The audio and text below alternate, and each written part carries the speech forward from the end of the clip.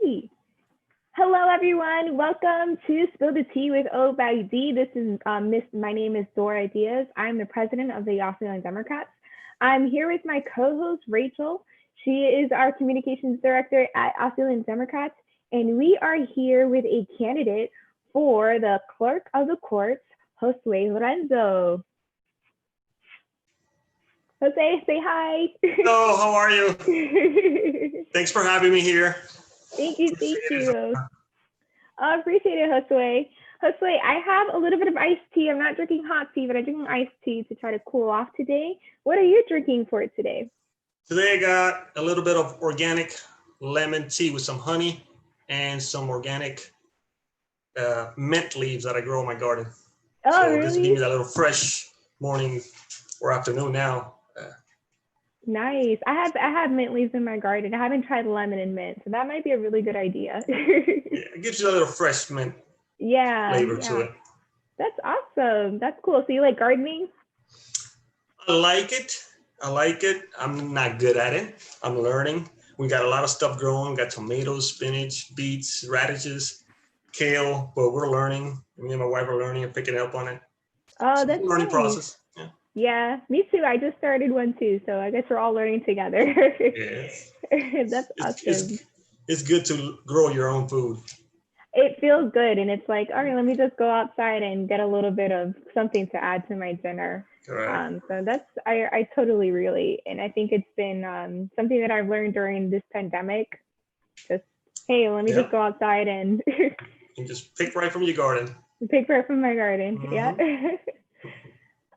So what's your story and so because we don't really know each other that well. Actually, you guys, this is our first time meeting. So what's your story, Jossue?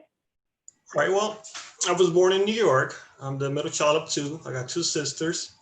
I lived in Puerto Rico for about 5 years and in New York for about 5 years. So my primary language was Spanish.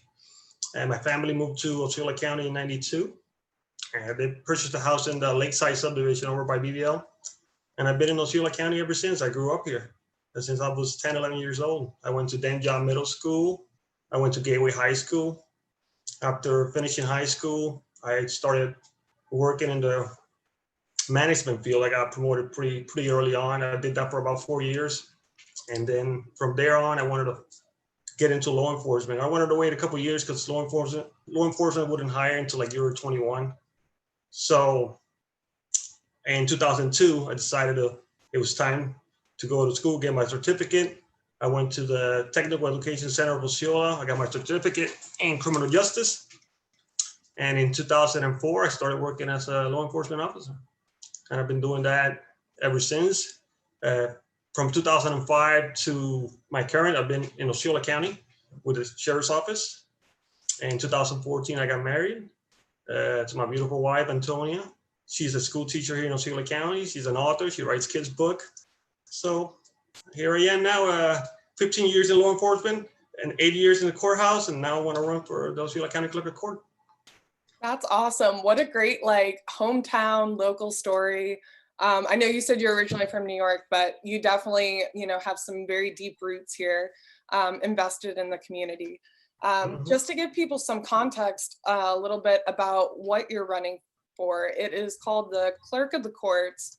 Can you tell us a little bit about what this role does, like its responsibilities, and how you think you can make a difference?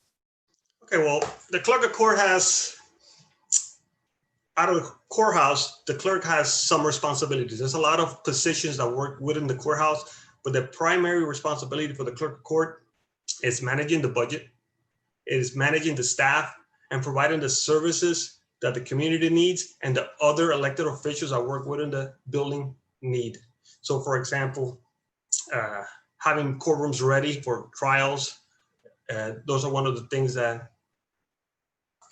you have to have ready for the other elected officials, like the judges, state attorneys, public defenders. And also the courthouse handles the recording of legal documents. So you got mortgages, you got foreclosures, you got evictions, passports, all those things are recorded in the courthouse, and you have to maintain all those records. Along with that, you have the obvious ones, which is the criminal and civil proceedings that go in the courthouse. Any cases in Osceola County are dealt directly through the courthouse. So those are responsibilities of the clerk and managing that personnel that's involved in that process. They also handle the evidence. So any evidence that are brought in from the sheriff's office or through the attorney's office for trials, the deputy clerks at the courthouse maintain that evidence, preserve it so it doesn't get lost. And who can vote for you? Anyone registered in Osceola County will be able to vote as of right now on the primary. That's if no other candidate from a different party or a write-in decides that they want to put in the last minute. But we only have a couple of days left. As of right now, it just looks like all our Democratic candidates. And if that stays true, though, anyone in Osceola County that's registered to vote will be able to vote for the clerk of court position. Yep, just to clarify and let people know, you did a great job of explaining it, but here in Florida, we have closed primaries. So if everybody is from the same party, then it doesn't go to the general election. It's decided in the primary, which is August 18th this year. And there are a few races in Osceola County that, have kind of come to be this way. Clerk of the court is one of the bigger ones. And I think there's 5 total candidates. Is that right? There's the current clerk of court is running, and there's 5 more. So total 6 total are running in the primaries. Okay, great. Dora, did you have a question? So since you're running right now from this time to August 18th, you're really running to this against the Democrats right now, all your other ones. So why should us as young Democrats in Osceola County, why should we vote for you? Okay, well, one of the advantages I have is I understand the clerk of courts. I've been involved in the court system since 2004 and primary our courthouse since 2005. So correct, just 2012, I've been assigned in our courthouse. So I know the inner workings of the courthouse. I know the needs of the courthouse, and I know what we need to improve. So I bring those skills to the table.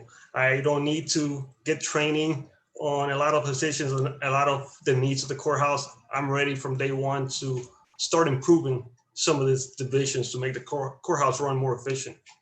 So I have that in my background. I have the management experience. I owned my own business for a couple of years. So I have the experience, I have the experience in the side with the courthouse, how it's. Josue, I think we're having a little bit of technical difficulties. I don't know if I can't hear you at this moment. Rachel, can you hear Josue? I'm not sure if you can. No, it was starting to break up and now I can't hear him. Can you hear me now? Yes, yes. Okay, sorry about it. Okay. I don't know if you can repeat that. Okay, where did you were about the last sentence? Yeah, I just pick up on the last sentence. You were saying that you had experience in. I have experience in the courthouse, the firsthand knowledge and experience in the courthouse. So that gives me an advantage over the other candidates because I'm there every single day for the last 8 years. So wow. I know what the courthouse needs. I know the staff. I know the other departments that work within the courthouse and have good working relationships with them. So what are some of the things that you specifically would like to change, because you do have, a really in-depth knowledge of how it works? What are specific ways you would want to improve it? There are plenty of things that you have to change in there to make it work efficient. One of the major things I want to bring is adding more interpreters. Osceola County, as of the last census, it was 55%. It was over 55% Hispanic, 30% white, and I think it was 10% African American. And that's not including the influx of people we have from Puerto Rico due to the hurricanes and the earthquakes that a lot of people left the islands and came here to Florida. So those numbers are going to be higher. And the clerk of court is supposed to be balanced. It's supposed to be fair. And we don't have enough interpreters. And the courthouse does provide interpreters for criminal cases if you need it. But if you have a civil case and you don't have an interpreter to help you, then the courthouse won't provide that for you. So this is something that we have to look at and work with court administration to provide interpreters for those people that don't understand, because if the courthouse is supposed to be fair, you have to provide those services for the people that need it. And here in Osceola County, that is a service that we definitely need. We need to provide that interpreter for the civil cases. I also want to improve the website, so you can do a lot more things from the website. It's kind of plain, it's kind of hard to manage, and there's a lot of things you could do with the website to make it open, to make it more transparent, to make it easier to navigate. So things like that are some of the things I want to do. I want to give back to our law enforcement, our first responders, our veterans, an opportunity to, if they need to take care of something in the courthouse, be able to get a fast pass so they could get in and out as a way to thank them for their service, get them in and out a lot faster, as long as it's not for a criminal case. If it's something civil, if something that's like a citation, they present their first responder badge to the front, they'll get a fast pass, get in and out a lot quicker. And there are lots of other things that need to be fixed. Those are some of the pressing things. I do want to mention another thing is if you call the courthouse, there's not a team dedicated to answering phone calls. So what happens is you're on hold for 30, 45 minutes trying to get some answers, trying to get things docketed, whatever the case is that you're trying to call the courthouse. So what I want to create is a customer service room where it's dedicated only to answering phone calls. So when people call, they don't have to wait that long a period to get their answers. The way that's currently ran right now is the clerks that are working the windows, when they don't have somebody in front of them, a customer in front of them, that's when they get the opportunity to answer your phone calls. But if it's busy, they're going to be waiting in a long time. And what that does is it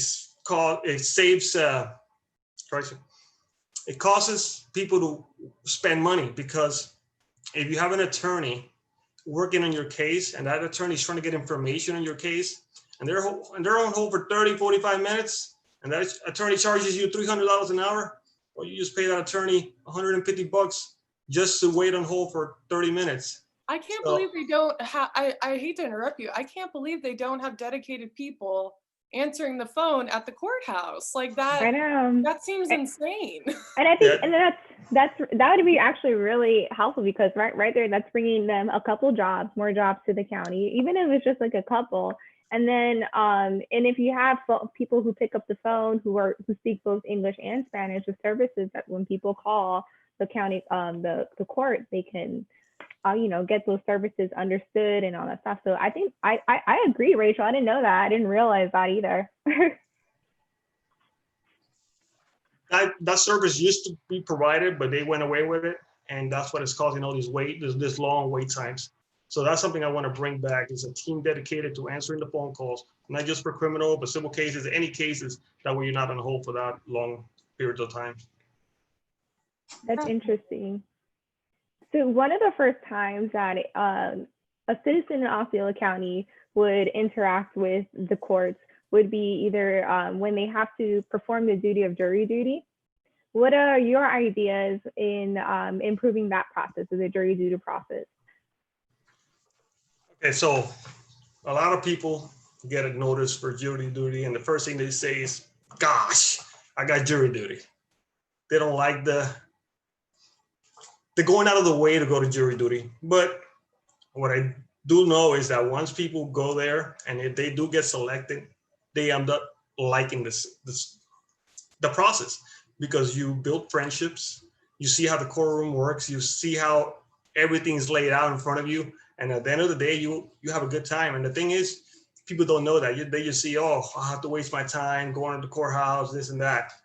But if we get that message out across, if we can get jurors to give feedback, to write reviews, and we could post those testimonials online on our website, people be like, oh, you know what?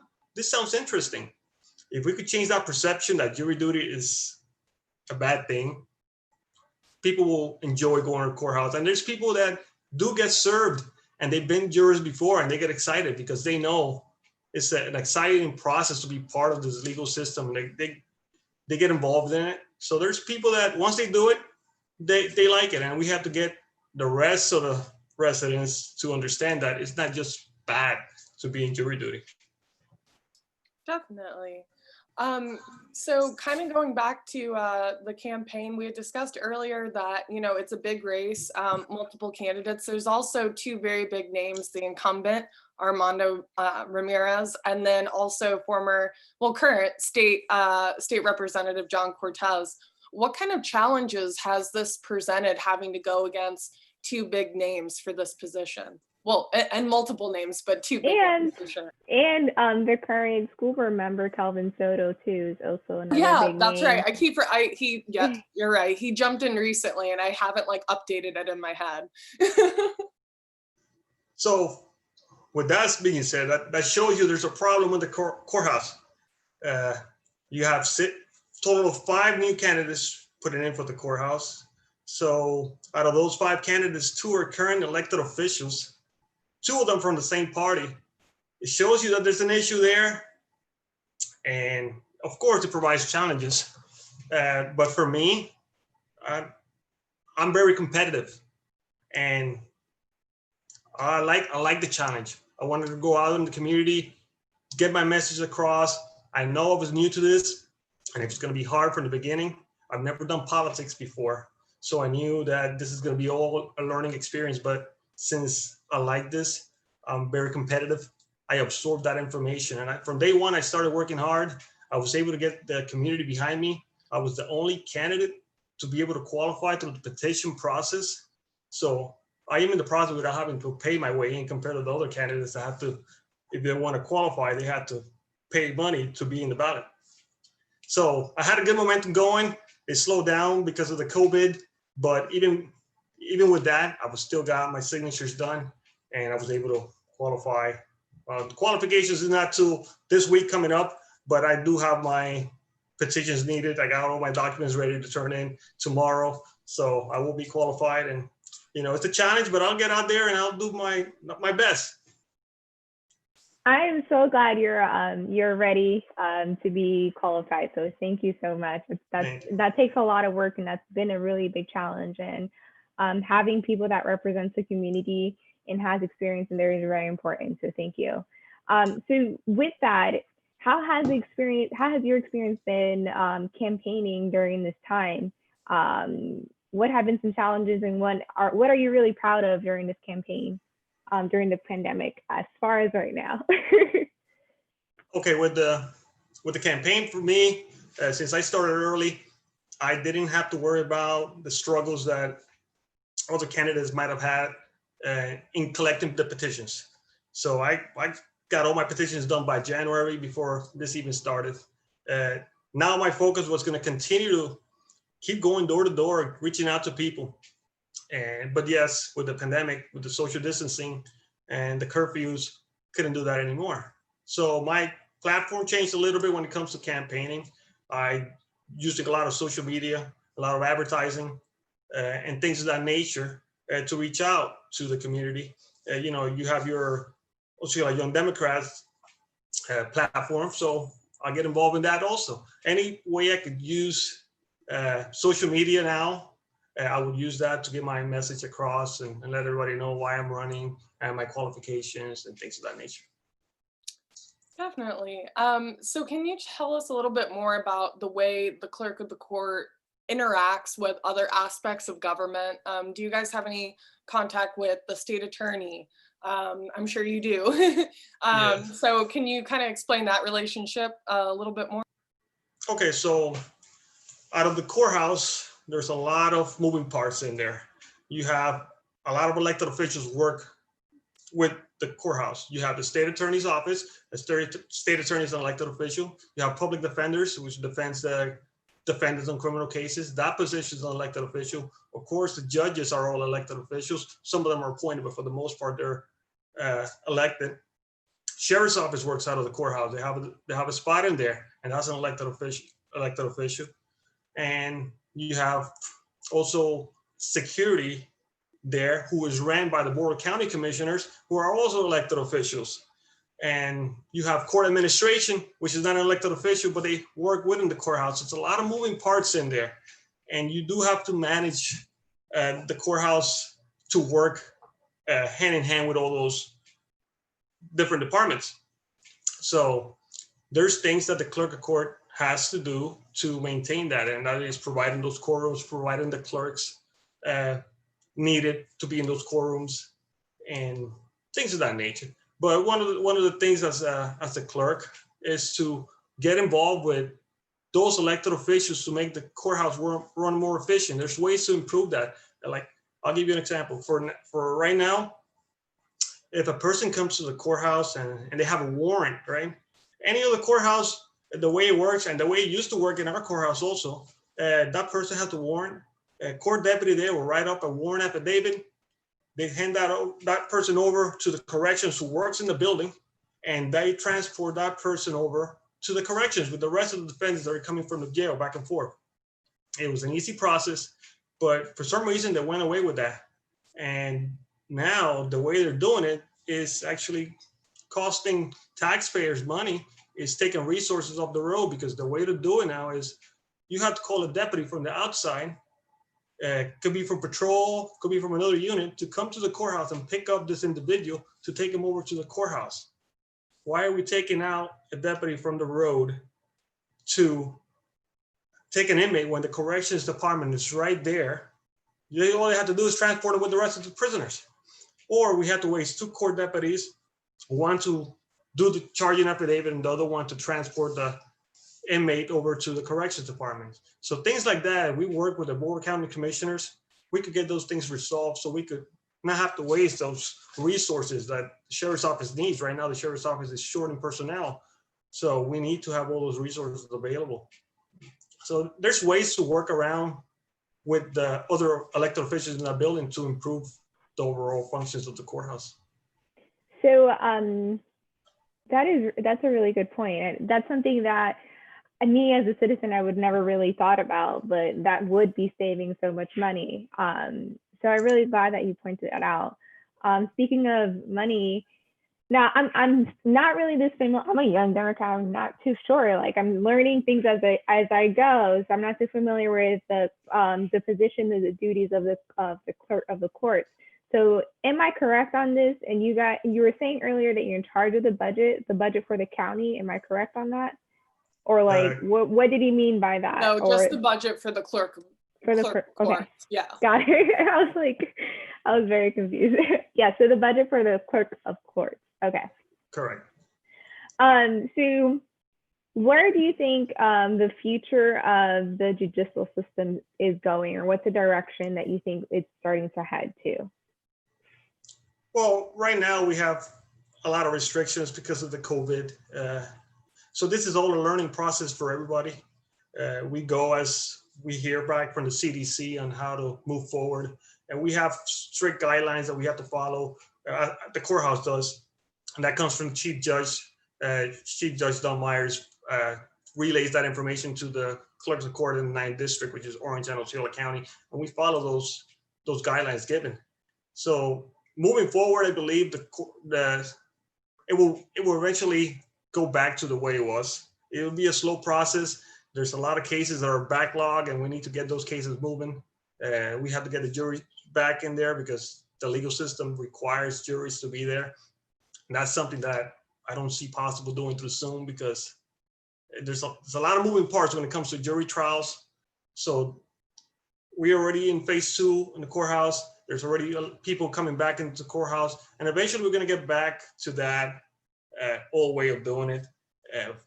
Jury trials in there, people coming back in. If it's going to be required wearing masks and things of that nature just to keep everyone safe, that's going to be it. But moving forward, we're going to go back to the way it was before. That's the way it's looking right now. Definitely. So there's been a lot of talk lately, with everything in the news concerning George Floyd and the other injustices going on in the country. But there's been, discussion about having more transparency in the criminal justice system. even starting on the local level. What are some ways that you think the Osceola Clerk of the Courts can help improve transparency and, be more open with the public? Okay, good question. Well, for that, you have to have a good human resource manager. You have to have them do training with human diversity. Do that yearly, not just a one-time deal. Do that yearly so they get a refresher. You have to have strict policies on zero tolerance for any kind of racist remarks, any kind of jokes that comes. You got to stop that immediately. That way you don't get that bad stigma that the courthouse is racist or any other parts of the courthouse. You want to eliminate that completely, and that's how it starts. You have to hire people. You have to hold them accountable for. You have to give them training. That way it doesn't fall in the clerk's office. You give them training, and they're violating those policies, then they shouldn't be at the courthouse, because the courthouse, you can't have that stigma that is not fair to a certain individual over race, sexual orientation, whatever the case is. So you have to eliminate that with strict policies at the courthouse and annual training. Definitely. How are some ways the courthouse can improve transparency with the public, though? What can you maybe discuss the process that currently exists if people want to request, public records or things like that? Is it difficult? Is it easy to do that? Does it take a long time? Are there ways this can be improved? There's definitely ways this could be improved. A lot of people don't know how to request public records.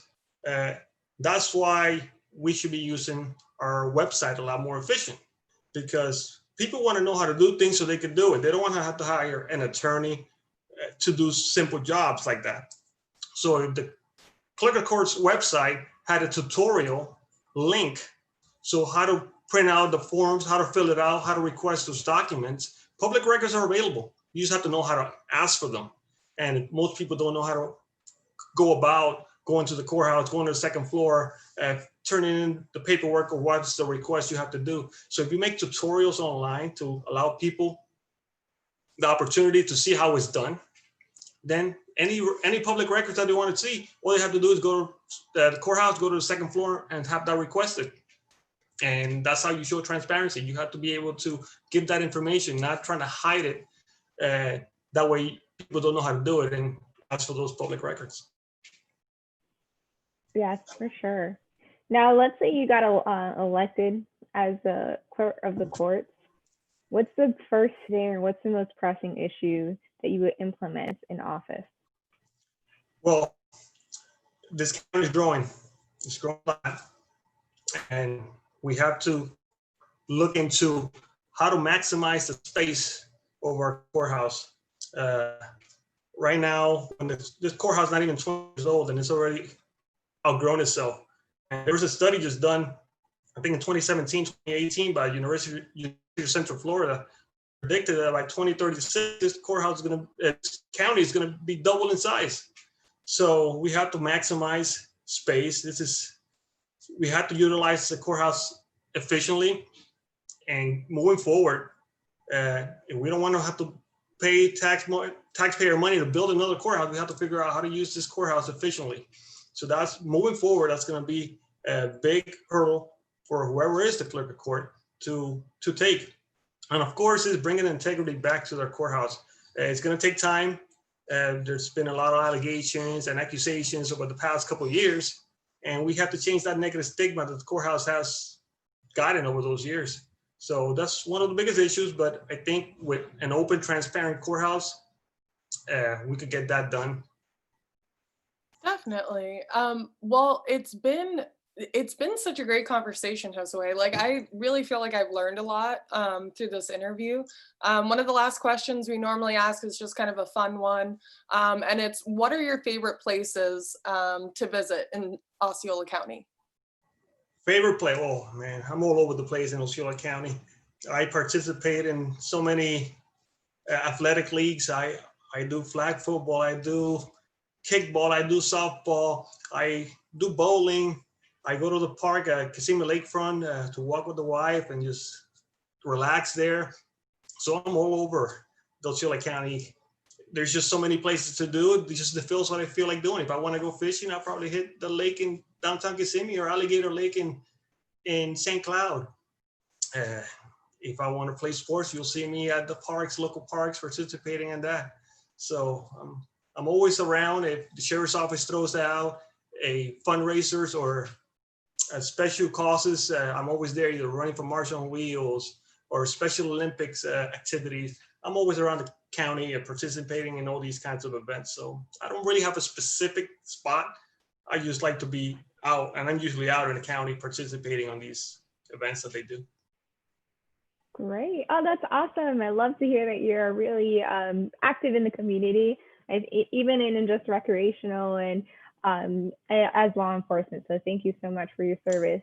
So my question is, if people want to find out more information about Jossue Lorenzo, where can they find information? If they want to donate, you can say that right now. All right, well, thank you. If you want to reach out to me, probably the easiest way is through Facebook.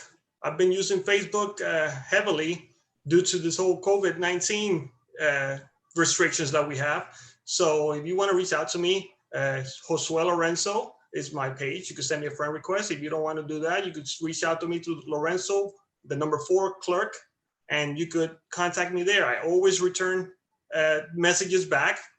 If you have any questions about the courthouse, I've gotten people reach out to me just asking questions about how the courthouse works. What do I need to do for this? What do I need to do for that? I respond. It doesn't have to be politic related. You can reach out to me from there. And also my website on Facebook has the link to my website. So if you want to help out with yard signs, donations, anything like that, you can send me a message and I respond right from there. Oh, wow. Well, thank you so much for coming in our show and sharing some tea with us. Thank you for having me. I really learned a lot. Rachel, I know Rachel learned a lot too. So thank you. Definitely. So much. That's always the sign of a good interview. Well, thanks for having me, guys. I hope you have a wonderful Sunday, and I'll see you guys years later. And thank you. All right. Thanks a lot. Have a good day.